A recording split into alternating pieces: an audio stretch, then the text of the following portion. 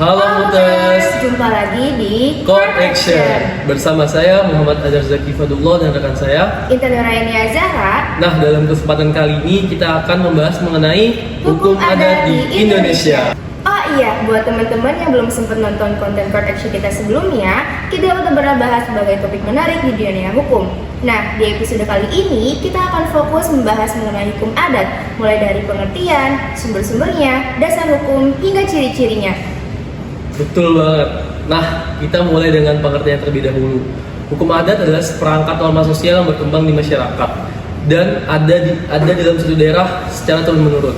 Hukum ini lahir dari adat istiadat, kebiasaan, dan nilai-nilai lokal yang dimiliki bersama.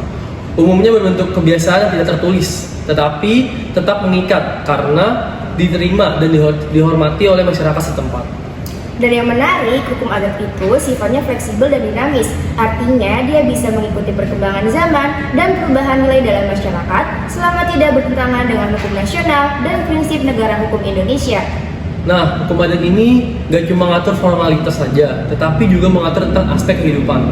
Contohnya, ada perkawinan, keluarga, warisan, tanah wilayah, upacara adat, sampai dengan penyelesaian sengketa. Selanjutnya, kita akan bahas mengenai sumber hukum adat. Sumber hukum adat adalah dasar atau asal dari mana hukum adat itu lahir dan diakui keberlakuannya. Secara umum, sumber hukum adat itu ada 3 macam. Yang pertama ada sumber pengenal, yaitu kebiasaan nyata yang dilakukan oleh masyarakat.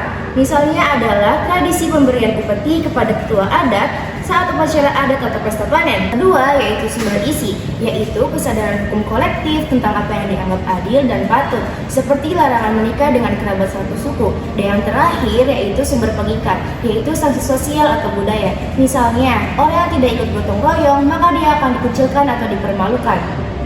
Di dalam jurisprudensi hukum adat ada juga yang pembagian, yaitu wellborn dan carebone. Wellborn adalah sumber keyakinan, yaitu kesadaran kolektif masyarakat terhadap nilai keadilan.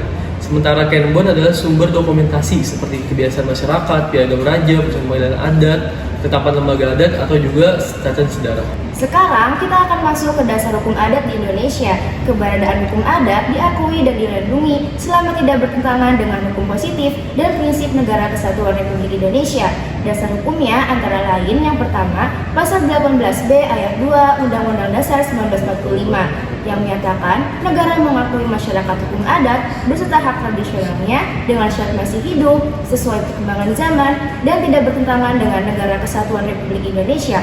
Yang kedua, ada UPA nomor 5 tahun 1960 pasal 3 yang mengakui hak wilayah masyarakat adat sepanjang sesuai dengan kepentingan nasional.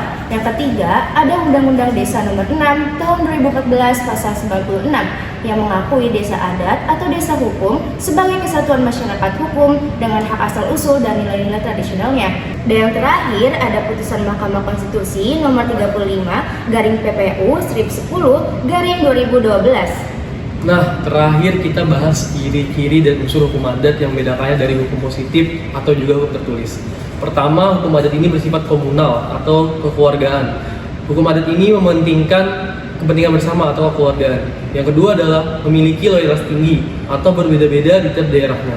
Ketiga adalah hukum adat ini tidak tertulis namun mengikat bagi seluruh masyarakat adat yang ada di situ. Keempat yaitu bersifat religius magis terkait kepercayaan dan juga spiritualitasnya. Yang kelima adalah mengatur seluruh aspek kehidupan dari privat sampai dengan publik. Yang terakhir adalah hukum adat ini bersifat fleksibel atau mengikuti perkembangan zaman yang ada. Jadi kesimpulannya, hukum adat adalah hukum asli bangsa Indonesia yang lahir dari masyarakat, untuk masyarakat, dan masih relevan sampai sekarang selama selaras dengan perkembangan zaman dan tidak bertentangan dengan hukum nasional.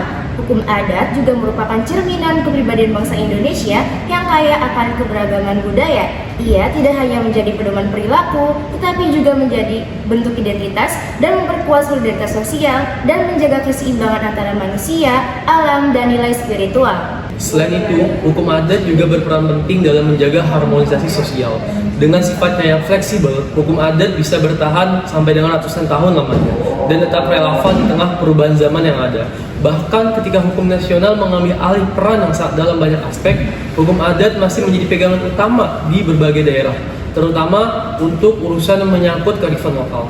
Itulah mengapa memahami hukum adat berarti kita memahami salah satu fondasi terpenting dalam kehidupan berbangsa di negara ini. Kalau bisa menghargai dan melestarikannya, maka kita juga menjaga warisan dan membentuk jati diri Indonesia di mata dunia. Jangan lupa like, komen, dan subscribe di channel YouTube UPSF UPN Veteran Jakarta. Sampai jumpa di Court Action selanjutnya.